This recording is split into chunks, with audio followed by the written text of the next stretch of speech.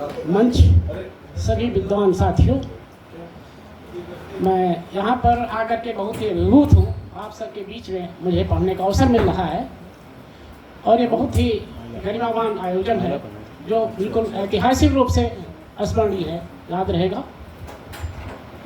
मैं संतुलित रूप में 2 रचनाएं पढ़ लूँगा कि वो मेरा धर्म बन जाता है। जैसा कि मेरे साथ मैं बाल कवि हूँ और उसमें मैं अपना धर्म निभाता हूँ, इसलिए जो है मैं मात्र 1 रचना के बराबर 2 रचनाएं हैं उनको मैं पढ़ रहा हूँ।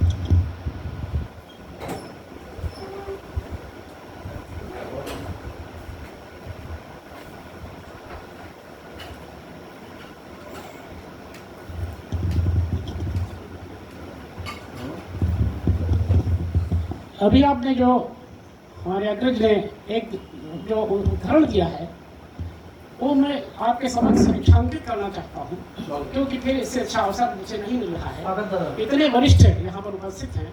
आपने जो पंक्तियाँ पढ़ी हैं, ये पंक्तियाँ ये हाइकू छंद में हैं, और जो हाइकू लिख रहे हैं वो वास्तव में छंद नहीं है, वो छंद है लेकिन वो कविता नहीं है। हाइकू छंद का तात्पर्य है कि हाइकू में ही उसका जो रचना की जाए। आपने जो पंक्तियाँ पढ़ी उनका मैंने ये प्रयास किया कि हाइकू छंद में ही मुक्तक हो। तो ये आप सभी से सादर निवेदन है, कृपया इसको आप सभी वरिष्ठ हैं ध्यान दें। तो 10, 20, 50 हाइकू लिख करके और उसका मानन कर लेते हैं कि हाइकूकार हैं। मैं आदरणीय मुदुल जी की बात सामने कह रहा हूँ, वो इसको मेरी बात को अंगीकार कर रहे हैं कि यह आवश्यक है कि हाइकू स्वयं में छंद नहीं है। छंद है लेकिन कविता नहीं है, कविता नहीं है, वो उसमें कविता होनी चाहिए। अच्छा, मैं एक 9 गीतियाँ पढ़ रहा हूँ।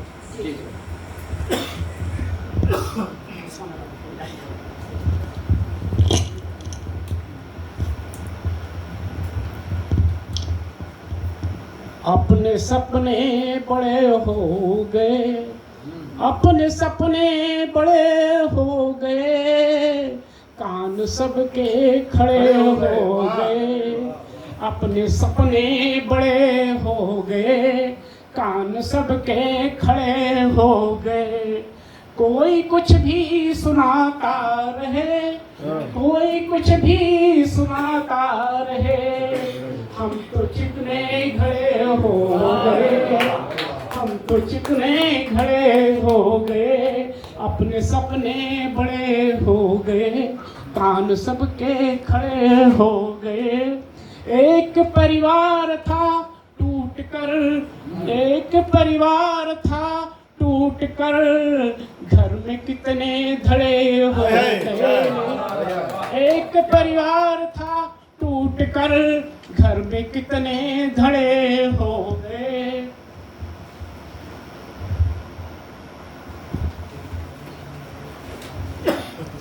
ज्ञान सीखा पुराना हुआ, ज्ञान सीखा पुराना हुआ, कालगत आंकड़े हो गए, कालगत आंकड़े हो गए।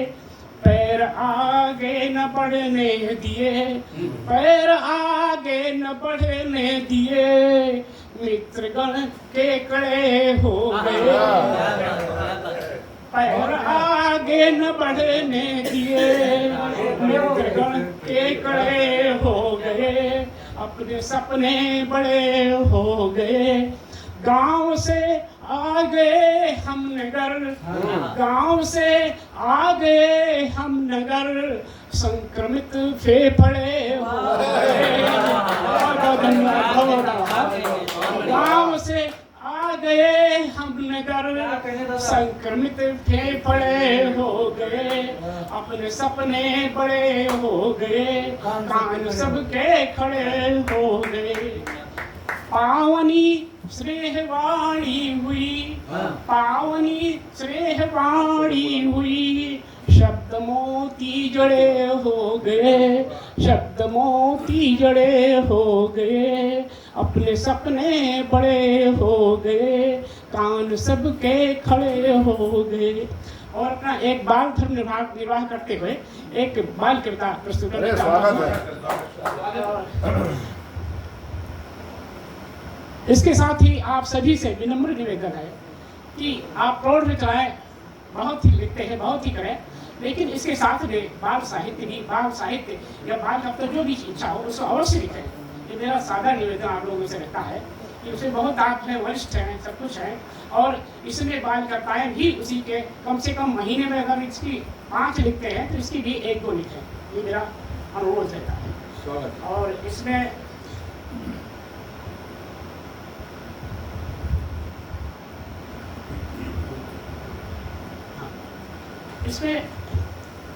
एक दृष्टांत बन रहा है कि मक्खी और मधुमक्खी, इससे को हम बना करके बताना चाहते हैं कि कैसे उसमें क्या गुण है।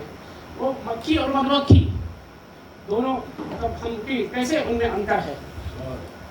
ये बाल लिखता है, मक्खी बोली मधुमक्खी से, मक्खी बोली मधुमक्खी से एक बात बतलाओ, मक्खी बोली मधुमक्खी से एक बात बतलाओ, मुझको लोग उड़ा देते क्यों पर तुम आदर पाओ, मुझको लोग उड़ा देते क्यों पर तुम आदर पाओ। मधुमक्खी ने कहा प्रेम से, मधुमक्खी ने कहा प्रेम से बहन बुरा मत मानो, मधुमक्खी ने कहा प्रेम से बहन बुरा मत मानो, कुछ कहने से पहले अपने आचरणों को जानो, कुछ कहने से पहले अपने आचरणों को जानो।